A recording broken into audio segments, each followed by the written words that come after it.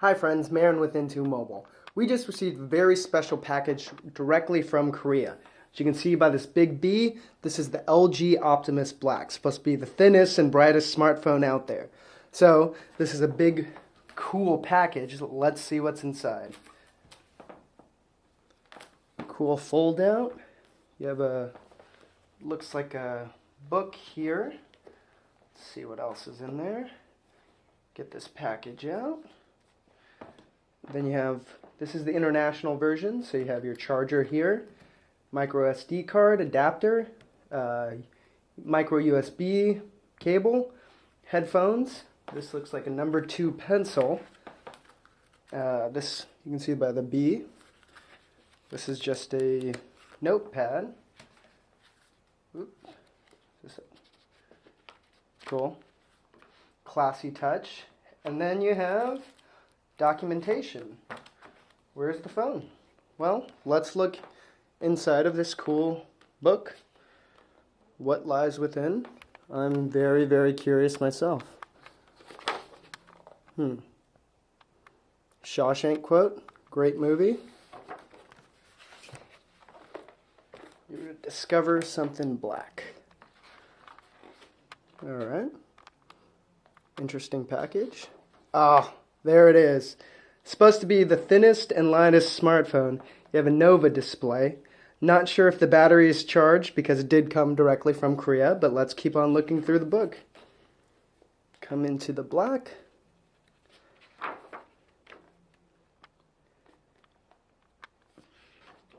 It's a hipster's latest discovery. So as you can see, there's they're touting the invisibility of the design, I guess, is what they're calling it. So there's a front-facing camera on the top of it. I know it's difficult to see, but I guess that's the point. And then there's an invisible receiver as well. That's some girl putting it in her back pocket. Always nice. This is touting the slimness of it.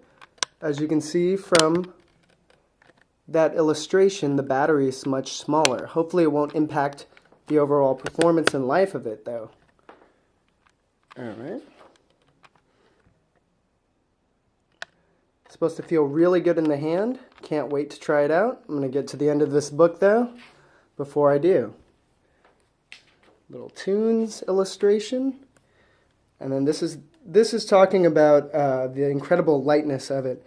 And it's only 109 grams, which is very thin. As you can see, there's a comparison. It's thinner, or it's lighter than the Galaxy S, than the Atrix, and the iPhone as well.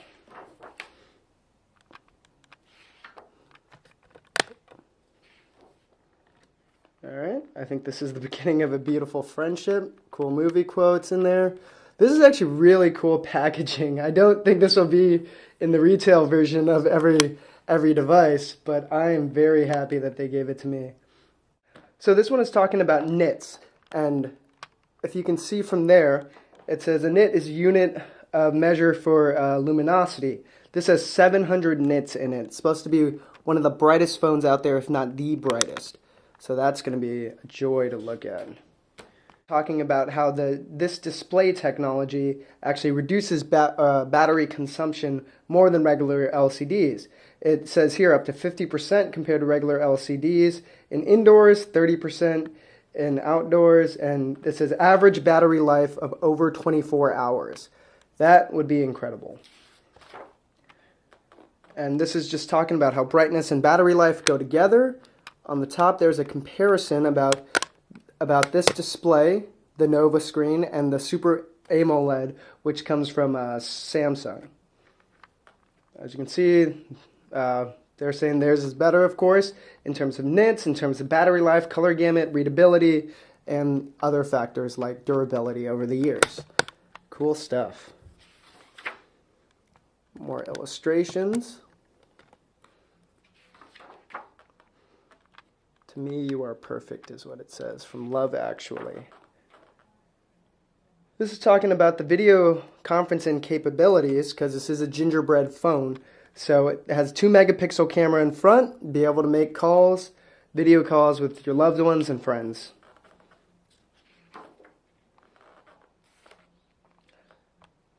This page talking about Wi-Fi Direct in it, so I'm going to zoom in down there. If you don't know what Wi-Fi Direct is, it lets you make a direct connection between devices without having to create an overall network between them or an access point and router. So it's around 20 times faster than Bluetooth 2.1, and ideally if your devices have it, it should just be one click, and you can do one-to-one and one-to-many as well. Good stuff. G? What's G? They say they're putting the G back in gesture with range of simple and intuitive gesture commands for frequently used functionalities. There's a G key on the side of there. I'm going to actually grab it out in a minute when we're done with this book to take a look at it. But you can also set up all the different gestures you want, so you can answer your phone with one hand and other things. That's could be cool. So if you want to accept a call, you just press the G key, hold it down, and then bend your arm as if picking up the phone. Neat, neat, neat stuff. Other page, dog, aliens. This is the shake and say cheese gesture. So to enter the camera mode, press the G key, keep it pressed, then shake the phone twice, and it'll automatically launch the camera. If you want to listen to music, you can skip forward or back while listening to music. Double tap the right or left side of the phone respectively, and that'll skip tracks. And then if you're in the image viewer, that'll also let you skip photos.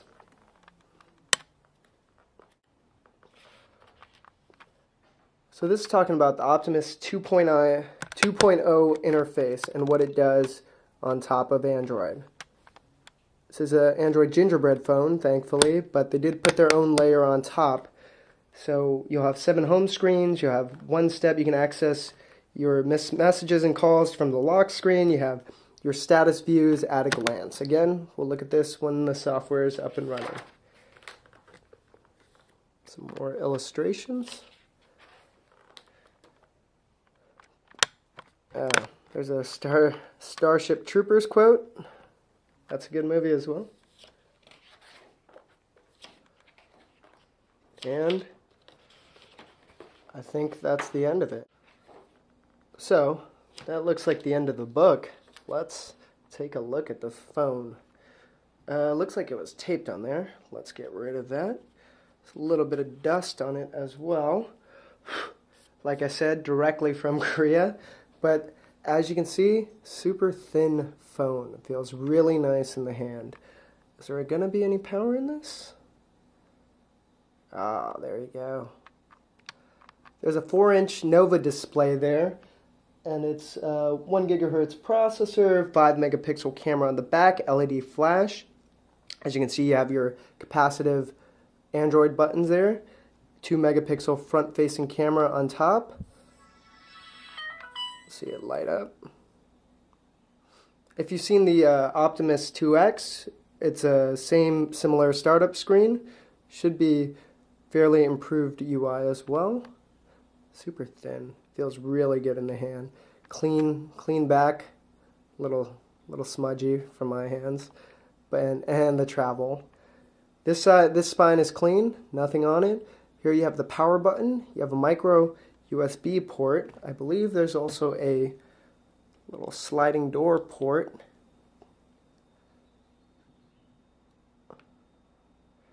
You have a standard headphone jack. On here, you have your volume rocker and your G button, which will set up all the gestures. Let's get rid of this tape. So I've taken off the tape as well as connected my Wi-Fi, but hopefully you can see this is the gesture button. This is the volume rocker key. Other than that, not much really on the sides. You can make out the mic down there. And it speaks to their design aesthetics of invisibility. It's a very clean and angular device. I want to say it feels nice in the hand. 4-inch screen, 700 nits, supposed to be the brightest out there. Looks pretty darn good to me. Top, we've already went over that. Let's look inside of it. As I mentioned, this is a European spec device, so it's not connected. It's not going to work with American 3G. Inside, plastic cover here, bendable. Doesn't feel amazing, but nothing bad. You have your battery there, 1500 milliamps. You have your SIM card slot, hot swappable SD card, and then no real frills on the inside, but hey, it looks good to me. So let's take a look at the software.